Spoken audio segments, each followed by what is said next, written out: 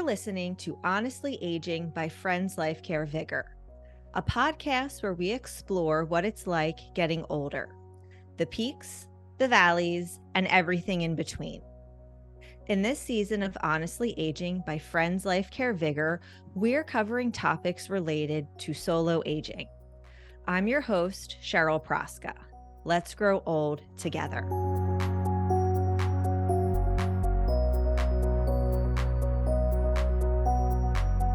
On today's episode, we're doing something a little different. My colleague, Jennifer Schwartz, and I are going to co-interview Friends Life Care member, Sara Pilling, to talk about her experience being a standardized patient and how it helped her more effectively talk to doctors and advocate for herself. Jennifer is Sara's wellness coordinator with Friends Life Care. Jennifer has 20 years of experience working for Philadelphia nonprofits serving older adults and people with disabilities in her roles, including care manager and long-term care ombudsman. She holds a bachelor's degree in history and a master's degree in social work.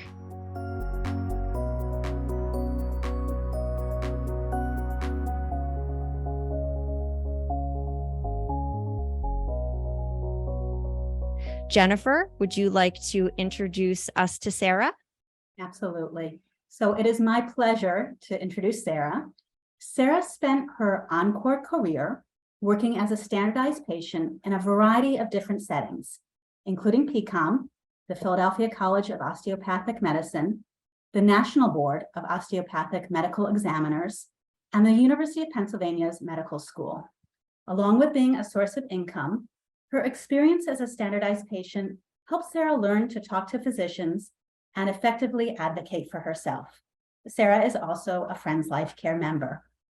So I had never heard of the role of standardized patient until I started working at Friends Life Care and talked to various members, including Sara, about this work.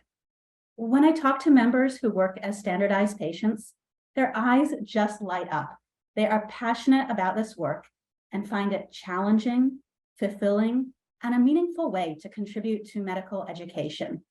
It really captured my interest to learn about standardized patients, an important and specialized job that most people have never ever heard of. So Sara, please tell us more about what a standardized patient does. Well, first, thank you for having me. A standardized patient, called an SP, is an adjunct medical educator without having to be a physician themselves. In fact, it's not a positiveness to be a nurse or a physician, because you tend to take over and you educate the students. We do educate medical students, doctors of osteopathy, and it's really expanded to a whole range, but I'm going to limit it to young medical doctors. We get deep education, good training, and good supervision to learn how to, and we learn a script, which we're supposed to stick to like glue, that sets out a specific case that the student should figure out how to diagnose from.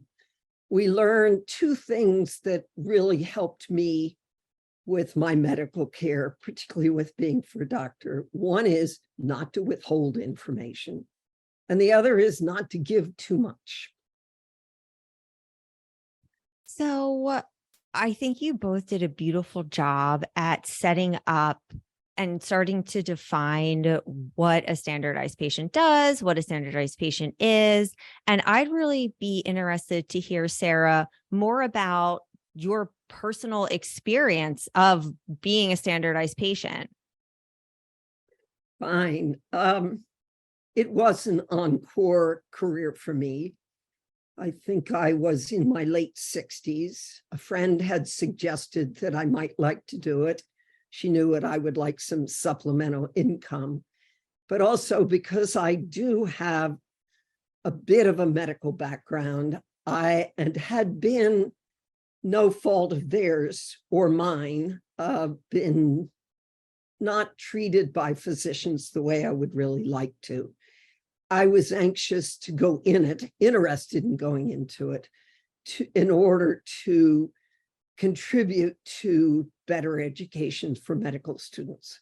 And that really has become the importance, not only to train students how to talk to their patients and patients to respond to their teachers, their doctors, but also what came out of all of this, not for me, but for the whole industry, was that the level of malpractice suits diminished once the standardized patient program began to develop more and more, which incidentally, I believe, began in medical schools in Philadelphia. I got to be with other standardized patients of all ages. There were many young actors in it. And then there were many of us who were more into to represent the geriatric field. So instantly I had a community to be part of, which is a single person was important. I had shared experience with other standardized patients, and they became my family for a while. My two sons live in other states, so I don't get to see them very often.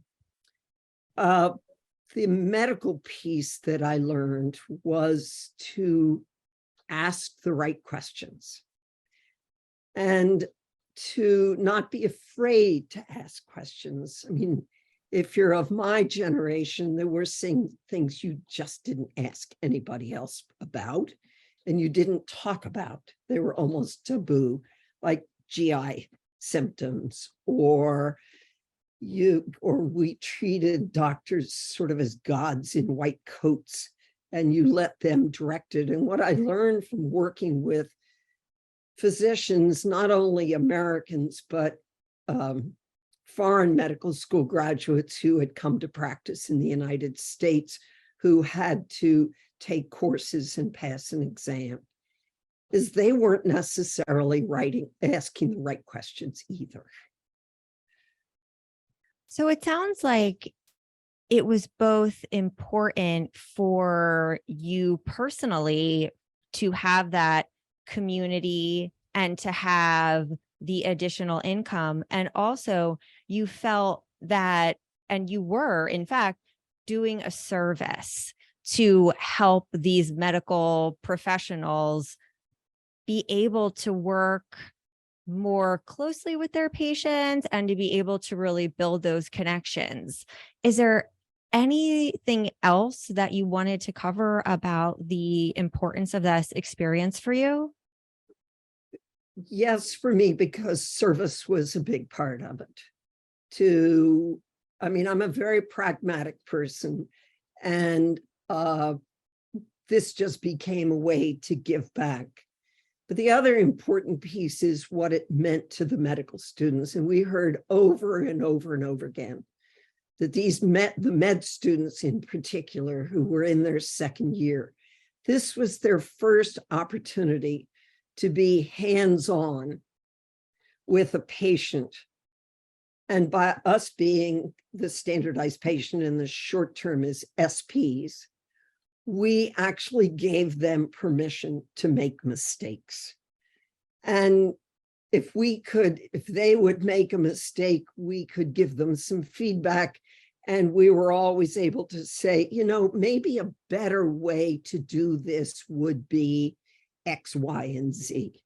And by the end of the semester, they were always thanking us for how we had helped them relate to their patients that they were going to have it in their third and fourth year. But we had been the guinea pigs, so to speak. And it was a very satisfying feeling to think that you had given some really good teaching to someone who was going to be in the field, and you had contributed to medical education. Sara, you talked a little bit about how you entered into this field of work. Can you talk a little bit about the type of training that a standardized patient receives? either in general or in preparing for a specific scenario? The first issue is it's sort of an informal thing. If you're a young person and you're an actor, you have intervals of time, so it fits their need. If you're an older person, you have more time.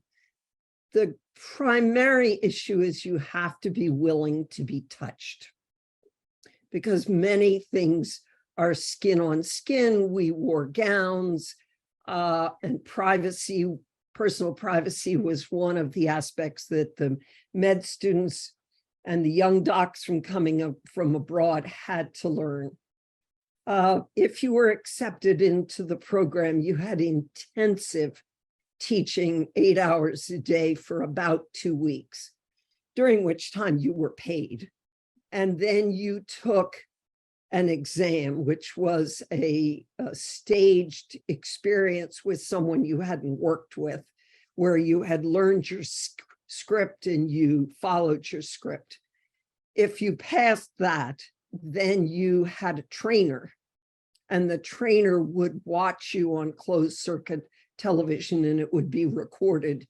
And after each encounter, you would meet with the trainer and they would give you positive feedback or negative feedback. And you were on probation for about a month.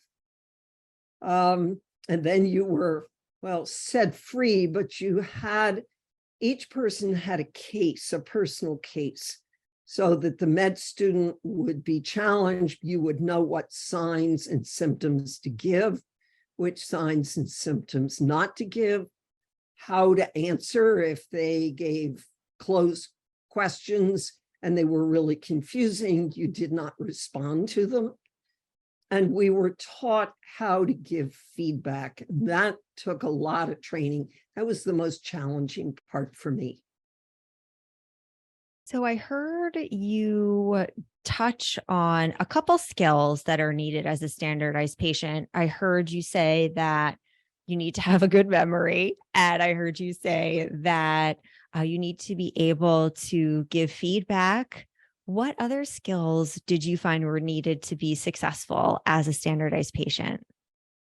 Well, you needed to remember your script, but at the same time, you needed to allow the doc, the training doc, to make mistakes and perhaps take a different path. I had one case where actually my symptom was, my diagnosis should have been thyroid trouble, but most of the young docs went down the path of depression. Now, depression can be a symptom of thyroid, but it's not really not the diagnosis. So I had to be flexible at the same time that I was remembering where the script wanted me to go. And I had certain parameters of how to respond to the doc who was the experiences were about, for young MDs and DOs, was about 15 minutes apiece. I had to be keep time of what was going on. I had to really listen. That was one of the things that I learned the most, to understand where they were going so that I would know when to give them information and when to withhold information. It was a challenge. It was exhausting after we'd done it for 8 hours. I can imagine. Yeah, absolutely. Sara, can you tell us about some of your most memorable experiences working as a standardized patient? I'm sure you have a lot of stories. Well, I do. I'll give you 2 of them. One that was challenging and one that was a blessing. It was coming to the end of a work day, and the sun was fading a bit. It was just a different latitude. It was probably about 4 o'clock in the afternoon, which was important. And a young man came in to interview me and to examine me. And the interview is really important because that's when the doc, I'll call him, gathers the information, elicits information from the patient and gathers. And this young man was very tall. So what he did was he did not sit down. So I had to look up at him. And he was standing in front of the window where the light was coming in. So I could not see his face at all. And he was pretty abrupt. And there just was no relationship formed. But after these encounters, we gave what's called feedback in a particular pattern. So I was able to say to him, using what's called SP language, I really would have been helped if you had sat down to interview me so that you and I could have developed a working relationship. Now, that was very negative, but it was a teaching moment. The other teaching moment was a case I was taking at NBOME, where a question was asked of me, pretty routine. How many children did I have? And I said, which was the standard answer, well, I used to have 3. And most of the students, they just walked right over that. Didn't make a difference to them. In reality, in my own personal life, my daughter was dying of cancer. So the answer I gave was, well, I used to have 3. And he looked at me and reached out his hand and took my hand. And he had sensed the way I was feeling. And he said, I am so sorry. I've lost a child of my own. Mm.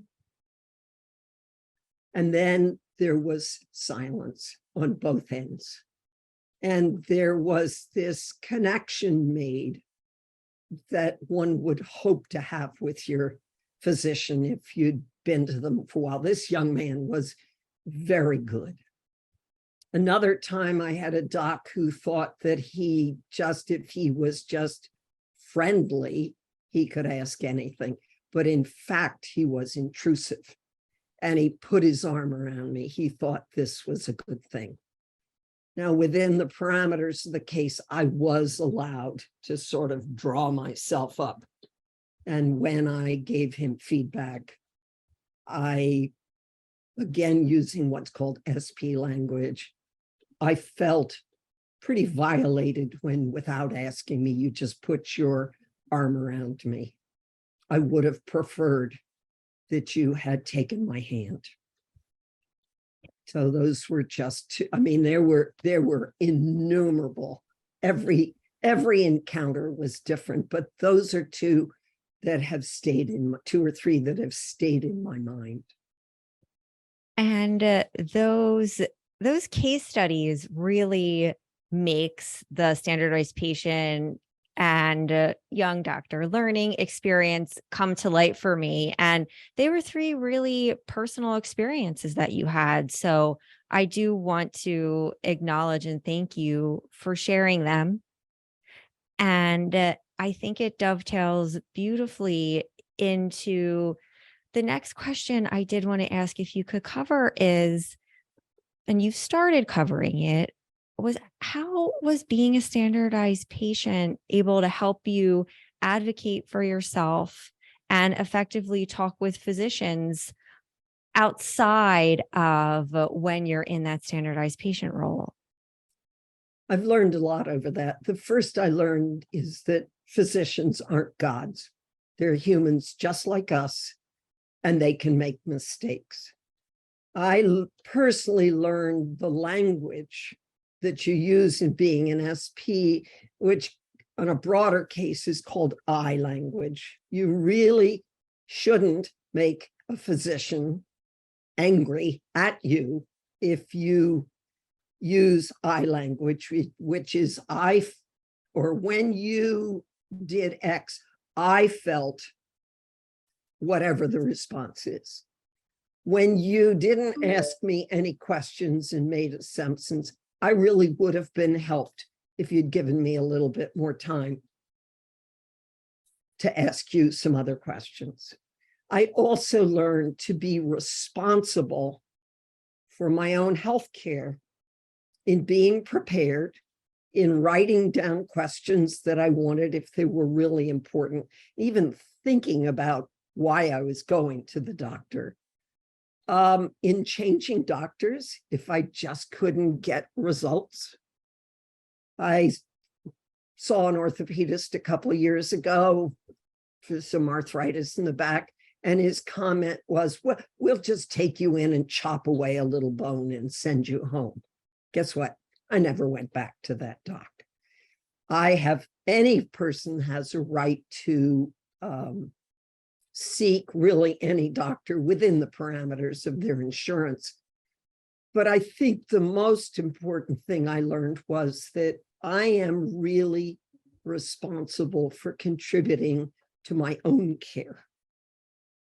So that, for instance, I had GI problems until I was 68 years old, and I finally did something about it because I was raised in an era you didn't talk about your digestive issues. So anything is fair game, and it's our responsibility to know where we are in our own bodies and to tell the doctor. And that's what I have done. There are certain physicians I've never gone back to because of the way I felt I was treated. There are other physicians that I would go to any moment of the day. I've negotiated with my primary. I've now been a patient of his for 25 years. And I've gone to bat for myself with him, but I did it using what we call I language, so they couldn't blow me off. And if I met a physician or had a physician who did tend to blow me off, I didn't go back again. I sought out another physician.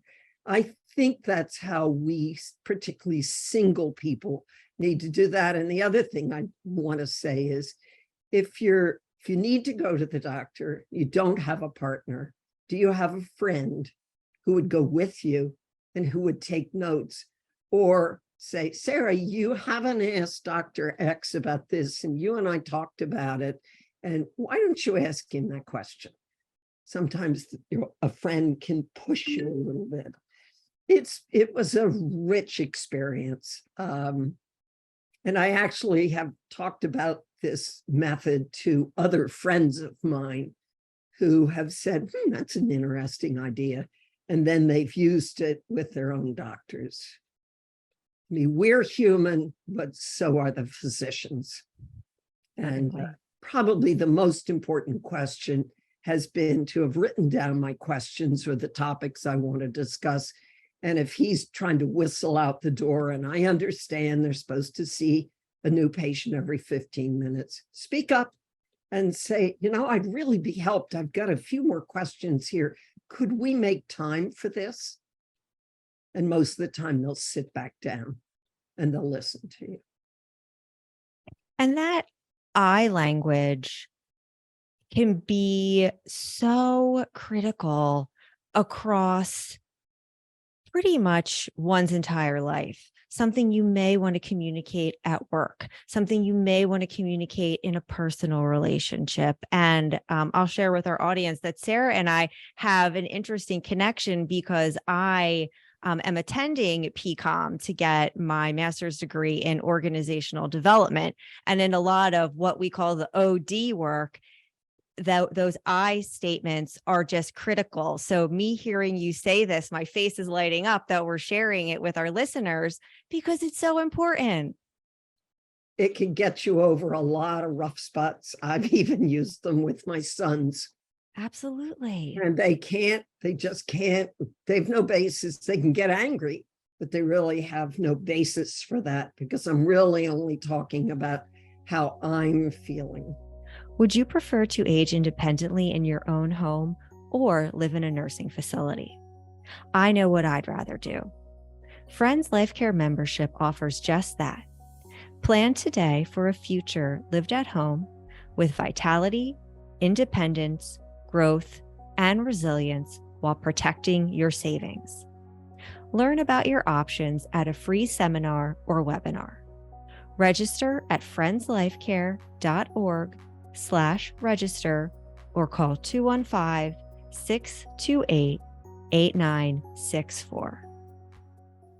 This message of self-advocacy and communicating your needs, it's so important to make sure medical professionals know and really understand your concerns. Any other thoughts on lessons learned or insights that you could share with others about self-advocating in medical settings? Well, as I age, I'm not afraid to admit to my primary that I'm getting a little older here and I want to do this, but this is a struggle. How can I get to do that? Or on other occasions, I've said to him, how can we work together so that I can stay active and participate in my life? As a person living alone, I am not about to be shoveled off to wherever to live. And what I need to do is have some support so I can continue to live where I am. I don't want to give up. The other piece that perhaps I think is important, and it came out of a case that I did at Penn, where I was sort of the ditzy older woman, and my daughter was very upset that I had a boyfriend, and a palm tree had jumped out and hit me in the car, which we all know wasn't true. But part of it was in this questioning, what I was supposed to do. The standard question is, and what prescriptions do you take? And in the case, I pulled this big bag of empty bottles out. And what I learned was that seniors do not react to prescriptions, particularly multiple prescriptions, in the same way as they did younger people. And actually, I learned through the teachers at Penn that there are geriatricians who you can go to who will look at the long list of meds if you take them, and their whole focus is the interactions between these meds and older people. On a personal level, I tried that with my dad, who was living in a retirement community. I know he was taking too many, but his primary physician wouldn't agree to it, and I couldn't talk my dad into using eye language and going to it. So it's sort of not a warning, but be aware that these docs, many of them will just, in thinking they're giving good care, they keep piling on the pharmaceuticals, and they're not necessarily in the right combination to the right reaction as we get older. Yeah. And I think that's really important. Yeah. Sara, that case at Penn sounds really interesting. Can you tell us a little bit more about where that case went and a little bit more about the details? Oh, yeah, it was really interesting. The first time I did it was with postdoc, PhD, MD psychiatrists. These guys should know better. And I had a script and I knew how to answer it, but it illustrated how you sort of got to go where they go. So part of my case was I was having to live with my daughter in Philadelphia. My retirement community was in Florida. My boyfriend was in Florida, and my daughter didn't approve of someone my age having a man friend. And I let it be known in sort of, well, she really likes me to only sit in one chair while I'm watching television. And this one male psychiatrist said to me, well, why is that? And I got sort of quiet and embarrassed. Remember, I'm playing this role. And I said, well, you know, sometimes I don't get to the bathroom quite in time. And he just says, well, we'll put you in diapers. Mm. And I responded, I'm not 3. And it sort of went, it just fell apart after that. And I was able to give him feedback. I was going to say, I would love to have been, a fly on the wall for that interaction. And it was a test case. I was doing it for the first time. Later on, I did it with the second year med students in more of a classroom setting, because it was really just an interview. There was no physical exam. And that's when, and the faculty teaching it were these geriatricians with Penn. And that's when I really learned about the prescriptions and the multiple medicines that elderly people were taking. And that, in fact, one of the combinations of what I was taking actually was contributing to periodic incontinence. And, but when this guy said, well, we'll just put you in diapers, it really was a revelation to me that they're not always right. So it was a classic. I did that a couple of times with different groups of med students, and it was very much of a learning experience for the med students. And they realized that the outburst had been inappropriate. And I also learned that sometimes you had to go with the flow rather than sticking to the script. Sara, in closing, I just want to ask one more thing, that for you, what is most important for older adults and solo agers to know about self-advocacy? And feel free to reiterate something that you've already covered.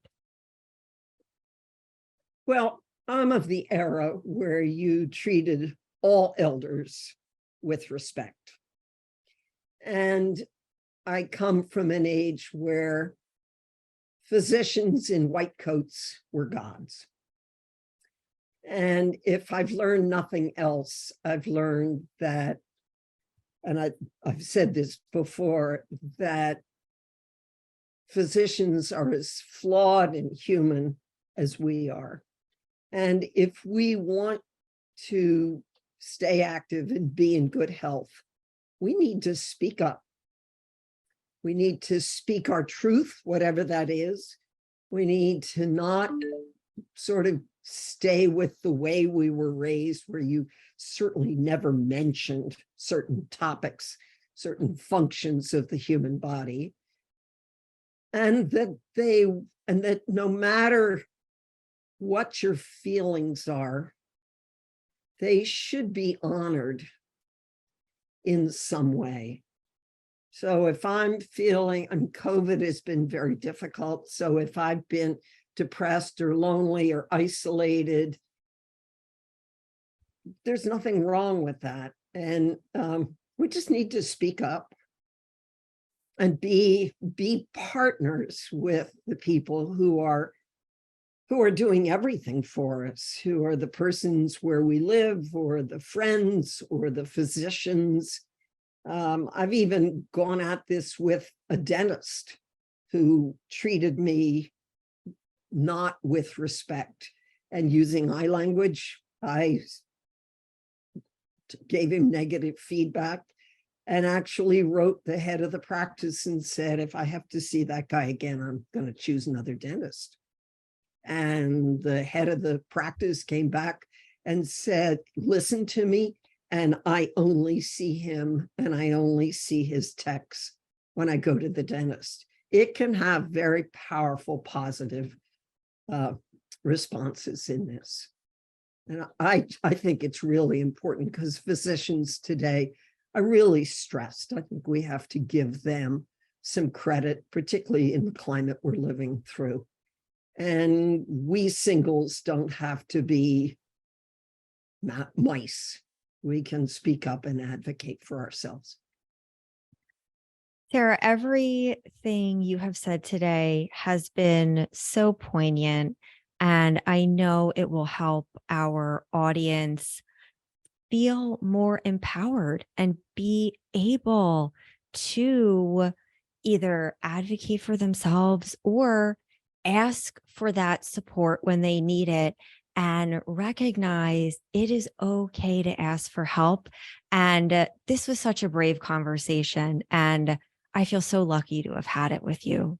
Well, I appreciate you with us generating this.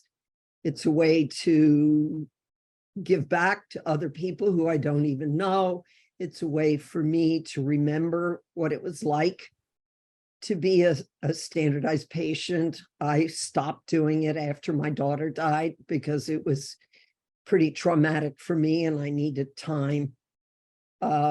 It's just a way to stay alive and to remind myself that I can be my own advocate, even now at my quote unquote advanced age. So thank you, ladies. Yeah. And just Jennifer, thank you so much for agreeing to co-interview with me. It's the first co-interview I've done, and it was just so fun to try out a new format. So thank you so much. My pleasure. I've really enjoyed this conversation. Thank you to Sara Pilling and Jennifer Schwartz for joining us today. You can learn more about Jennifer by visiting our website, friendslifecare.org.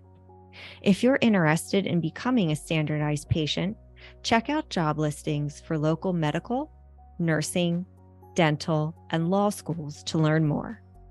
If you like our show, please rate, review, subscribe, and join us next time. To learn more about aging with vitality, independence, growth, and resilience, subscribe to our blog at friendslifecare.org/blog.